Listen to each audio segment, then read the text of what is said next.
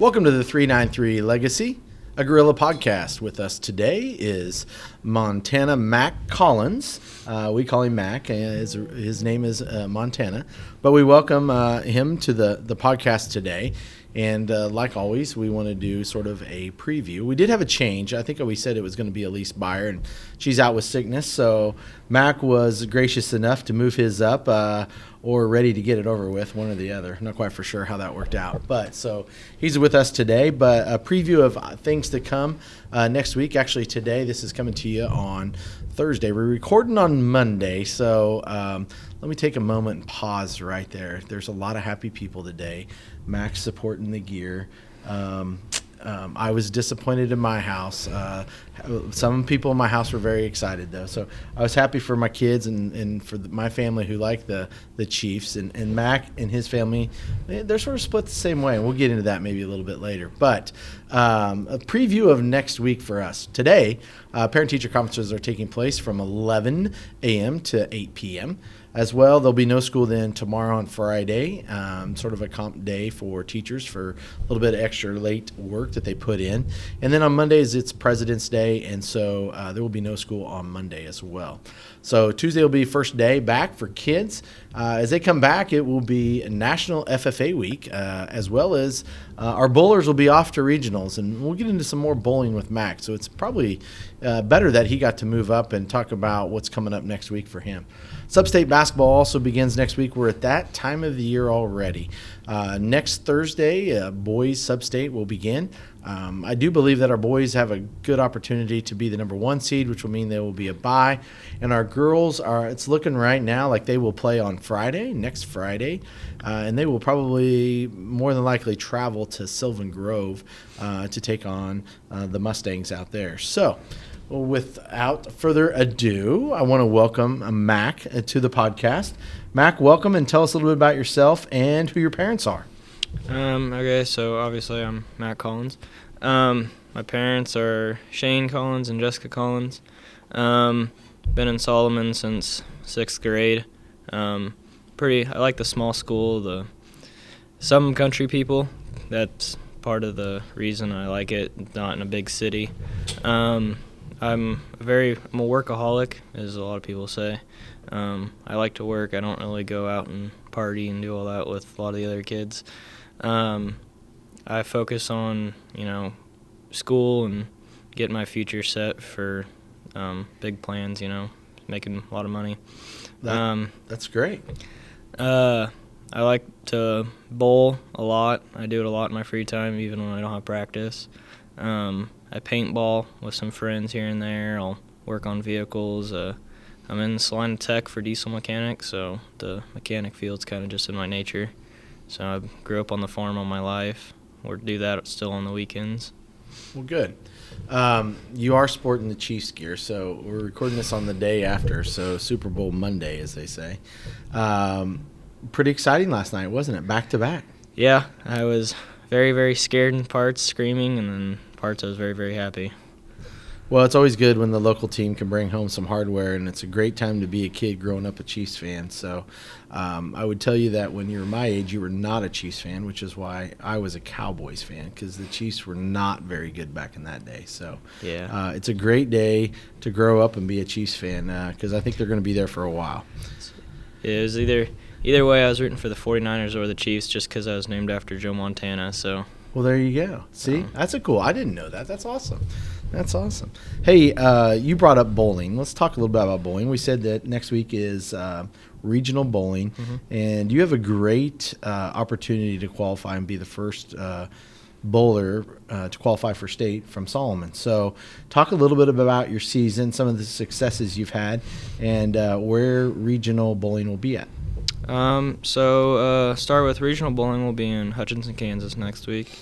Bowled there before. It's a hard place to bowl, very competitive. They oil the lanes, make it very hard so it changes every ball you throw. My season, though, started out pretty good. First meet of the year, I took first out of all the individuals. Gone pretty well from there. My second meet, I didn't do as well. It was a bit of a bigger meet. I think I took 4th or something like that. And then we went up to Washington, Kansas. I took second there, or second or third. And then next week we were back in Salina, I guess. We hosted, obviously we don't have a bowling alley in town. Yeah. So we actually practice over in Salina, and we host our meets over in Salina at the alley. Mm-hmm. Yeah. So pretty sure that was a meet I took first in. It was. I was there. Yeah. Yeah. And then went to Junction City last week. We're actually in Junction City again today. Be there this afternoon. I took second. It was a 3-way tie for second with a 6:18 there. I broke my school record there. And then we were in Hutchinson, Kansas on Saturday. Didn't do real well there. I didn't know the lanes very well. They were hard. And then this last week we were in Salina again, and I broke my school record again, taking first out of everybody. So overall, it's been a pretty good season. Well, great. That sounds like it's a great opportunity in front of you, and wish you nothing but the best moving forward there. So you talked about how you like to work hard, and you're a workaholic, and you can see that in the things that you do. And so one of the unique opportunities you've had, and we've talked a little bit about on the previous podcast about, being life ready, career ready, and academic ready. And so you're definitely career ready. And you might talk with what that means, because you've got a great opportunity at Caterpillar, and just talk about how you fell into that and what you're thinking about doing in the future. So last year, about October, November, we were at a career fair for tech, and Caterpillar was there talking about their program, and Jody, our school, I guess, financial advisor, I guess what you call her. She'd be our Sorry, I need to turn my mic back on. She'd be our college and career counselor, and it's Miss Jody Howard. Yep. She introduced me with a opportunity that Caterpillar was offering a paid internship for the summer to go work for them, and she said it's more for like adults that have already turned 18 and are getting ready to graduate. But so I called over there and asked if they were interested in any 17-year-olds, and they said they've never done that before. And then we kept talking there for a few months, and it kind of got silent for a while. And then about April of last year, I got a call that me and another kid in Kansas City were the first under 18-year-olds to get a summer internship for them. So that was pretty exciting. It's a lot of money that I've ever seen, more money than I've ever seen at a workplace before, and it was fun to work. It was a good learning experience, a lot of things I've never done before on machines. So, well, that just goes to show that perseverance pays off, and you gotta have the no fear to make that ask, and to ask for that opportunity, and just to see if it's out there. And that's an awesome opportunity, and it's something that you should be very proud of there. Let's switch gears to a little bit of reflection time now, and let's talk a little bit about, your time. You came in 6th grade, you said, and so you may have had someone before you came here in elementary school, and hopefully you may give them a shout out and let them know that, hey, I gave you a mention on the Gorilla podcast there, and so you might point out maybe some of those early teachers who had an impact on you. Okay. So when I was younger, before I came here, I switched around a lot. I was in Oakdale School in Salina. When I was younger, I had some anger kind of issues, so I had a bunch of teachers that helped me out there. And then we moved out to the country, out by Carlton, Kansas, when my parents got engaged, and I started going to Hope, Kansas. It was a pretty good school, small school, country school. I really liked it there. That school kind of had some downfall on their students and their how many students that go there in their school. So I switched over to Rural Center for a year, and they only go up to 5th grade. And we talked about going to Chapman, but that was going to be an hour bus ride every day. So we looked at Solomon because they have the tech program. Mm-hmm. So switched over here in 6th grade, and then my siblings switched a few years after. I'd say I'm not good at remembering names, but really all my teachers in elementary helped me get to where I am. No, that's okay. Just the journey that you talk about, that's unique, and glad that you came as a 6th grader. Let's switch gears to when you came here, because now you've been with us for, you've had 7 years of schooling with us, and many teachers have had an impact on you, or coaches, or even people at Salina Area Tech, like we've talked about in the past. So tell me, is there one or two teachers that you'd like to give a shout out and you appreciate all their efforts? So for sure, Mr. Reardon. He was my first teacher, and my class was actually his first class. But through our entire high school, he's always been there for everyone in my class. Me, anybody who needs someone to talk to, needs recommendation letters, needs anything, he's always there. He's been our class rep for every year so far. He's always there doing stuff for us. If we need something, he goes out and does it. And then probably Stein. Stein hasn't been here all that long as Reardon, but Stein for sure helped me a lot this last year. Not necessarily the academic side of school, but the sports side. During football, I had my couple concussions that ended football for me forever. And he's the one who helped me through all that. And I talked to him and Capsy, and they're trying to see if there's a way maybe that I can help coach next year so I can stay in the football side of things, because I love football so much. Not being able to play anymore, that really sucked a lot. I hated being on the sideline. So, well, that sort of transitions to my next phase of questioning, and that's sort of not one of those memories you want to remember, but are there some other, a lot better memories that you'd like to share with the group, things that you'll take with you moving forward? So for sure, football has helped me a lot through everything. One of the memories, one of the things that you can take forever in life through football is there's ups, there's downs, but you always got to think positive and keep your head up through the whole thing. As soon as you drop your head, you're not going to be able to do. That's what puts you in a hole, and you got to climb back out. So no matter what you do, just keep your head up and look forward to the things that come, not what's behind you. What behind you's already happened. You can't do anything about it. Those are wise words, and, like a trooper over here, this guy just kept going, even though you heard in the background the bell goes off. And so you were deep in thought, and that's because it meant so much to you, and it does have that type of impact.